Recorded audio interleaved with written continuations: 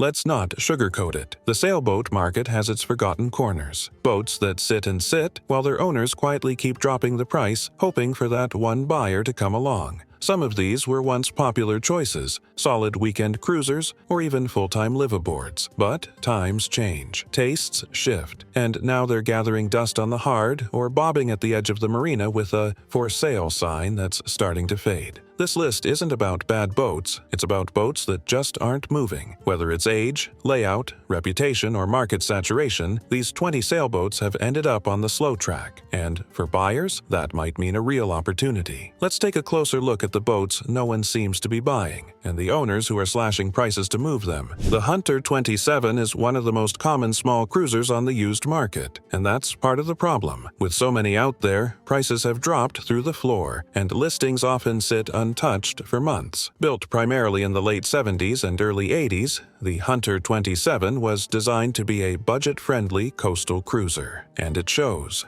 The interior is simple but functional, with enough headroom and berth space to weekend comfortably. But the hull design, with its relatively flat bottom and modest displacement, doesn't inspire confidence in heavy weather. The original rig and hardware are often tired after decades of use, and few owners have invested in serious refits. While not a bad boat by any stretch, the Hunter 27 is seen as an entry-level option, and in today's market, entry-level often means forgotten. If you're handy, this boat can be a steal. I've seen seaworthy examples go for under $5,000, but unless it's been lovingly maintained or refit, expect to spend time and money getting her ready to sail. That reality has pushed a lot of buyers toward newer, flashier alternatives, leaving the Hunter 27 in listing limbo. The Irwin 37 is a boat that gets stuck in a strange middle ground. She's got all the space a liveaboard could want, plenty of storage, a roomy aft cabin, and a big, comfortable cockpit. On paper, it sounds like a dream for someone wanting to cruise the coast or head to the islands. But these boats are everywhere on the used market, and they're just not moving, especially in the current buyer's market. A big reason is age. Most Irwin 37s were built in the late 70s and early 80s, and many have not seen consistent upkeep. Deck core rot, worn-out standing rigging, outdated electrical systems, you name it, you'll likely have to fix it. And while the boat's design was meant for comfort, it came at the cost of performance. She's heavy, slow to accelerate, and not particularly close-winded. That's fine for laid-back cruising, but it doesn't excite buyers who want versatility or a bit of punch under sail. You'll find plenty of Irwin 37s with slashed prices, sometimes under $20,000, and even then, buyers hesitate. It's not that the boat's bad, it's just that the cost and time to modernize her often outweigh the purchase price. The Columbia 26 is another name that pops up frequently in bargain boat lists, especially on the West Coast and around the Great Lakes. These boats are old, mostly built in the 60s and early 70s, and while they were ahead of their time in some respects, they're now showing their age in all the ways that scare off casual buyers. You'll usually see them listed for $2,000 to $5,000. That sounds like a great deal, but many of them have been sitting and sitting. Moisture in the decks, tired sails, seized winches, original engines long dead or swapped for questionable outboards. The hulls are often solid, thick fiberglass, but everything else tends to need work. There's a certain charm to these boats, though. They have simple systems, classic lines, and a salty feel, but the interior is cramped by today's standards, and standing headroom is rare. So, unless you're a solo sailor who loves vintage vibes and has time and tools, most folks will pass. That's why sellers keep dropping the price. The Columbia 26 isn't a bad boat, she's just stuck in a niche that fewer and fewer buyers want to enter. The Bayfield 25 is a lovely little cutter that looks like she belongs in an oil painting. Bowsprit, bronze ports, and a salty silhouette that turns heads at anchor. But for all her charm, this boat sits on the market for ages. You'll find her on listings from New England to the Great Lakes, usually priced between $4,000 and $9,000, and often gathering digital dust. Why the hesitation? Mostly because she's slow, cramped, and heavy for her size. The Bayfield 25 has a full keel, a long overhang, and very little interior volume. You're not standing upright inside unless you're 5'2", and the layout feels tight even for weekend cruising. She sails well enough in a breeze, but if you're hoping to point upwind or make quick passages, this isn't your boat. That said, she's built like a tank and oozes character. If you want to day sail or cruise slowly and don't mind limited space, she can be a joy. But the used market leans toward roomier, more modern designs these days, which leaves the Bayfield 25 languishing. Owners often drop prices just to avoid paying another season's slip fees. The O'Day 23 is one of those boats that introduced a lot of people to sailing. Simple, trailerable, and widely available. It was built in big numbers during the 70s and early 80s, and they're still scattered across marinas and backyards all over the U.S. But despite their humble charm and low price tags, these boats are incredibly hard to sell. Most are listed between $2,000 and $6,000, and even then, buyers hesitate. One reason, many of them are neglected. Soft decks, leaky ports, corroded trailers, they've often sat unused for years. And because they're small and cheap, owners don't invest much in keeping them up. Another issue is layout. The O'Day 23 is cozy, but the interior feels more like camping than cruising. No standing headroom, tight galley, and limited tankage. She's fine for a night or two, but not much more. She sails decently, with a balanced helm and forgiving nature. But most buyers looking for a small cruiser now want more comfort, more speed, or at least a fresher look. That leaves the O'Day 23 sitting around with a for sale sign, while her price quietly drops season after season. The Watkins 27 is one of those boats that always seems to show up in the under $10,000 range. Built in the late 70s and early 80s, it was marketed as a budget cruiser with decent headroom, a full keel for tracking, and a surprisingly roomy interior. On paper, it checks a lot of boxes, but for some reason, it just doesn't move. A big part of the problem is that Watkins never had the name recognition of brands like Catalina or Pearson. That means when buyers scroll past one in a listing, they often skip it without even clicking. Add to that the fact that many of these boats haven't seen real upgrades in decades, and you've got a boat that tends to linger. It's not a bad vessel. The build quality is average. The layout works for coastal cruising or living aboard on a budget, and the sailing characteristics are steady, if not thrilling. But that's the thing. It's a bit dull, and in a saturated used boat market, dull doesn't sell, so owners drop the price, then drop it again. And still, the Watkins 27 sits, waiting for that rare buyer who sees potential where others see pass. The Seafarer 26 is one of those under-the-radar sailboats that you only really notice when it's sitting for sale with a price tag that makes you do a double take, often under $4,000. Built mostly in the 60s and 70s, these boats have a classic look and decent sailing manners, but they're practically invisible in today's market. The main issue is parts availability and brand obscurity. Seafarer as a brand vanished decades ago, and that means no factory support, no real online community, and limited documentation. For the average buyer, that's a red flag. If something breaks, and it usually does on boats this age, you're on your own. They're also not particularly roomy. The beam is narrow, headroom is tight, and the layout feels dated. Most still have tillers and original hardware, with little investment from past owners. So even though they sail fine and are often structurally sound, they get skipped over in favor of more well-known, easier-to-research models. Sellers often end up accepting rock-bottom offers just to move them. If you're a minimalist sailor with a knack for DIY, there's opportunity here, but most buyers, they never look twice. The MacGregor 26 is one of the most polarizing boats out there, and also one of the hardest to sell once it hits the used market. There are two main versions, the classic MacGregor 26 sailboat and the later MacGregor 26M/X motor sail hybrids. While the latter have a devoted following, the earlier versions often sit unsold for months. The classic MacGregor 26 is a lightweight, trailerable sailboat with a swing keel and a water ballast system. That makes it easy to tow and launch, which is great, but the trade-off is performance and stability. In heavy winds or chop, they can feel twitchy and underbuilt. Buyers who've done their research often shy away unless they're looking strictly for inland lake sailing. Aesthetically, these boats aren't winning any awards either. Interiors are Spartan, and they lack the classic cruiser feel that appeals to long-term sailors. Many listings you'll find are stripped down,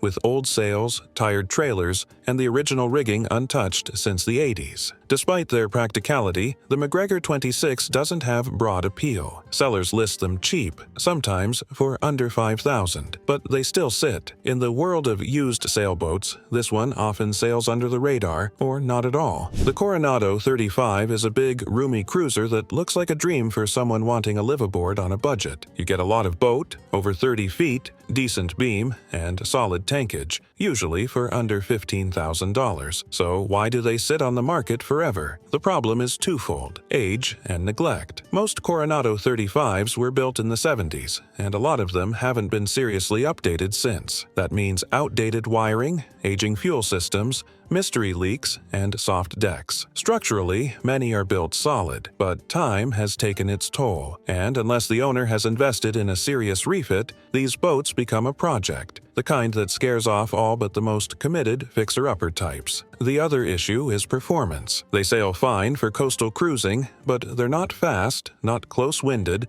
and not particularly exciting at the helm. That turns off buyers looking for a bit more sparkle, so they sit, and the price drops. I've seen some listed for under 10 grand, and even then, no bites. It's not that they're hopeless, they just demand more time and money than most sailors want to invest these days. The Hunter, 30 from the late 70s and early 80s, is a boat that tries to do a lot with a small budget, and you can tell. They're still all over the used market, often priced between $7,000 and $12,000, but the listings tend to hang around. Even when the price gets slashed, buyers hesitate. It's partly because of the Hunter reputation, fair or not. In those years, Hunter was known for cutting corners to keep costs low. That means thinner fiberglass in some areas, awkward rigging choices, and interiors that haven't aged all that gracefully. Many Hunter 30s are also fitted with gas-powered atomic 4 engines, which immediately turns off modern buyers used to diesel reliability. That said, the boat does have positives. The layout is clever for its size, the cockpit is roomy, and she's easy to handle solo or with a small crew. But the market is flooded with alternatives in the 30-foot range, and most buyers lean toward brands with a stronger pedigree. So the Hunter 30 ends up with a "Make Me an Offer" sticker before long. A decent coastal cruiser? Sure, but in today's market, she's not winning any popularity contests. The Grampian 26 is one of those old-school Canadian cruisers that pops up constantly on the used market, often priced under $5,000 and still sitting unsold. Built in the late 60s and 70s, these boats were made tough, with thick fiberglass hulls and simple systems. But even ruggedness can't save a boat from the slow fade of buyer interest. The design is very traditional: full keel, narrow beam, small cockpit, and a boxy cabin top. That worked fine back in the day, but by today's standards, it feels cramped and outdated. Inside, there's barely enough room to sit upright, let alone stand. The interior is basic, usually stripped of amenities beyond the bare essentials. They sail like tanks, slow and steady, with decent directional stability, but not much zip. That makes them okay for mellow coastal cruising, but most buyers these days want either comfort or performance, and the Grampian 26 offers neither in spades. Owners slash prices just to avoid paying another year of mooring fees. The bones are solid, and for a DIY sailor with modest ambitions, it could be a steal. But the market speaks volumes, and right now, it's mostly saying no thanks. The Ericson 27 has a decent reputation as a well-built coastal cruiser, and she's certainly better looking than many of her age group. But even with solid construction and a recognizable brand, this boat often ends up lingering on the used market with a stale listing and a steadily dropping price tag. Built during the 70s, the Ericson 27 was meant to be a comfortable step-up from smaller weekenders, and it mostly delivers. The interior is cozy but usable, the deck layout is smart, and she sails better than you'd expect for her size. But there's nothing flashy about her. No standout features, no unique layout tricks, no wow factor. That makes it hard for the boat to compete in a crowded 30-foot market. Many have outdated gear, old sails, and the original atomic 4 gas engine, which gives buyers pause. There's also limited headroom and tight storage. Fine for a weekend, but not for extended cruising. Prices hover around $5,000 to $10,000, but even at that range, buyers hesitate. It's not because she's a bad boat, she just doesn't spark excitement, and that's why she stays put, waiting for someone who values function over flair. The Islander 28 is a capable, decent-looking sailboat that's often overlooked in favor of more well-known models. Built in the late 70s and early 80s, it was designed to be a simple, affordable cruiser, and it shows in both the layout and the construction. These boats show up often in the under $10,000 range and still struggle to sell. Sailing-wise, they perform well enough. Balanced, predictable, with a reputation for being easy to handle solo or with a small crew. but they're not particularly fast or exciting, and in today's used boat market, just fine doesn't light a fire under many buyers. The interior has decent space for a sub-30-foot boat, but it's dated. Wood veneer, worn cushions, and funky head layouts are common. Most of the ones still floating around haven't seen major upgrades, and like many boats from that era, the electrical systems, fuel tanks, and plumbing usually need serious work. Despite all that, Islanders were generally built better than their reputation suggests. But because the brand isn't flashy and the features don't stand out, they get passed over. Owners often resort to big price cuts just to find a buyer who sees the value behind the plain exterior. The Venture 21 is one of those little trailer sailors that seems like a great entry point into sailing, until you realize how much work even a simple boat can need. Built in the late 60s and 70s, this boat is the ancestor to the more famous MacGregor line. It's light, easy to tow, and can be launched off a ramp. But that hasn't stopped it from being one of the most commonly ignored listings on the used market. You'll see them listed for under $2,000 all the time, sometimes under $1,000.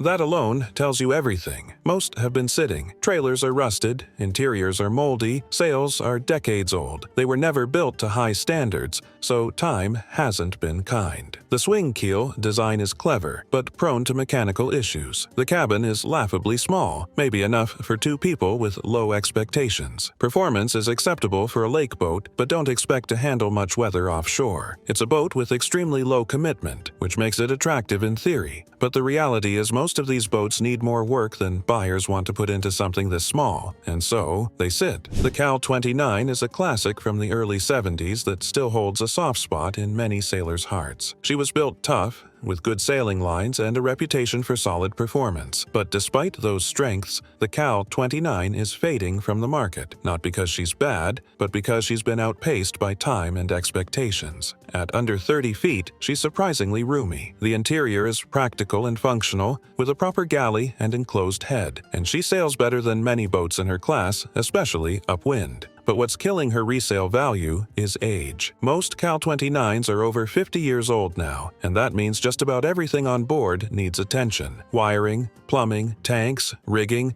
you name it. Prices typically hover around $6,000 to $9,000, sometimes less, and still these boats get passed over. Buyers today want modern layouts, fresh systems, and clean aesthetics, and unless a Cal 29 has been completely refit, it's hard to check those boxes. For the right sailor, it's a fantastic coastal cruiser with a proud legacy, but for the average buyer scrolling listings, the old girl just can't compete. The Pearson 28-2 is one of those boats that should sell quickly. Well-built, clean lines, and decent sailing performance, but it still ends up sitting in listings with price drops and little interest. Built in the mid to late 80s, the 28-2 was part of Pearson's more refined line, with better interiors and nicer finish work than earlier models. Sailing-wise, she's capable and predictable. The fin keel and balanced rudder give her good maneuverability, and she points better than many cruisers in her class. The interior is well laid out, with a comfortable V-berth, a proper nav station, and decent galley space for a boat under 30 feet. So why doesn't she move? It's mostly because she competes with newer, roomier 30-footers that offer more headroom and modern layouts. Buyers compare her with a Catalina 30 or a Hunter 30 and expect the same volume, but she comes up short. Plus, at over 35 years old, most examples need cosmetic updates and new systems. Prices hover around $10,000 to $15,000, and even with a clean survey, she rarely sells fast. It's a good boat, just one that's overlooked in a crowded, size-obsessed used boat market. The Freedom 28 is a unique, well-built sailboat, but it's also one that tends to scare off buyers unfamiliar with its unconventional rig.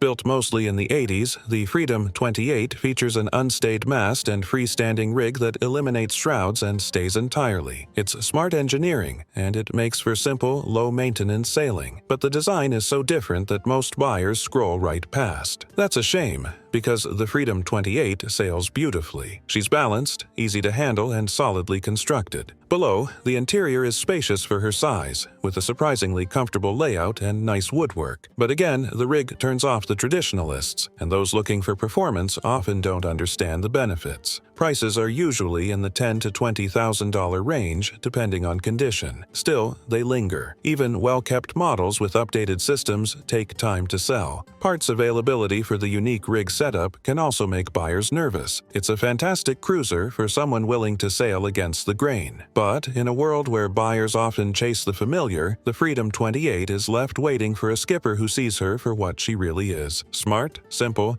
dirty, simple, and underrated. The Endeavour 32 is a boat that offers a ton of space for the money, and that's often the first red flag for experienced buyers. These boats are regularly listed for under $15,000, and you'll find many with "must sell" or "price reduced" in the title. Despite all that interior volume, they just don't sell quickly. Built mostly in the late 70s and early 80s, the Endeavour 32 is a heavy, full-bodied cruiser with a shallow draft and broad beam. That makes her great for living aboard or cruising in protected waters. But under sail, she's slow. Really slow. You're not buying this boat for performance, and that knocks her off the list for buyers looking to actually enjoy sailing as much as anchoring. Add to that a lot of age-related issues: wet decks, tired diesel engines, ancient wiring, and the cheap price tag starts to make sense. The brand also doesn't carry the cachet of others in the same size range, so resale is always a challenge. If you want a floating cottage with potential and don't mind putting in work, there's value here. But in a competitive market, the Endeavour 32 often gets left behind. The S2 9.2 is a bit of an oddball: solid, well-made, and often in better shape than others in her price range, yet still slow to sell. Built in the late 70s and early 80s, the S2 9.2 was designed with comfort and cruising in mind. And for a boat under 31 feet, it delivers. But it also carries the kind of quirks that keep buyers hesitant. The build quality is excellent. S2s have a good reputation for dry hulls and tidy interiors, and many still have surprisingly intact systems. But the design is unusual. A center cockpit version was offered, which is rare in this size range and creates a funky layout down below. Even the aft cockpit version feels slightly off in terms of proportion. Under sail, it's capable, but not quick. That's fine for many coastal cruisers, but it's not going to win races or wow weekend sailors. Combine that with a small buyer pool, and you've got a boat that lingers. You'll often find S2 9.2s priced between $8,000 and $15,000. They're undervalued for what they offer, but overlooked just the same. If you're open-minded, this could be a sleeper deal, but don't expect a line of buyers behind you. The Albin Vega 27 is a boat that's earned respect for its toughness and blue water credentials, especially after sailors like Matt Rutherford circumnavigated solo in one. But despite its capable reputation, it's still a boat that struggles to sell in today's market. Built in Sweden in the 60s and 70s, the Vega is narrow, lightweight, and simple. That appeals to purists, but to modern buyers used to beamier boats with open interiors and big cockpits, it feels like a step back in time. The interior is tight, the headroom is limited, and the galley is almost laughably small by today's standards. Still, the boat sails well. It's balanced, efficient, and has a strong track record of offshore voyages. But most examples on the market are old, and they look it. Old rigging, worn-out engines, cracked gel coat, and because Vega owners tend to be thrifty, many boats haven't been upgraded in decades. Prices often land in the $5,000 to $10,000 range. For a certain kind of sailor, that's a dream, but most buyers want more space, more speed, and less work. And that's why the Albin Vega 27 keeps showing up in listings long after others have sold. So there you have it. 20 sailboats that are sitting on the hard, floating in backwater marinas, or quietly waiting on listing sites while their owners keep slashing prices and hoping for a bite. Some of these boats are solid old cruisers with a lot of life left in them. Others? Well, they might be more project than prize. But in every case, they've landed in that tough spot where they're just not selling. This isn't about bashing boats. Every one of these has its fans and its place in the sailing world. But the reality is, markets move on, tastes change, and a boat that once turned heads might now sit with a faded "for sale" sign and a growing layer of grime. If you're looking for a deal, and you're not afraid of a little elbow grease, some of these could be diamonds in the rough. Just go in with your eyes wide open, do your homework, and always get a survey. Because the only thing worse than a boat no one's buying is one you bought too quickly. Thanks for hanging out with me today. If you've owned one of these boats when crises or passed one up, drop your story in the comments. I'd love to hear it. Until next time, fair winds and following seas.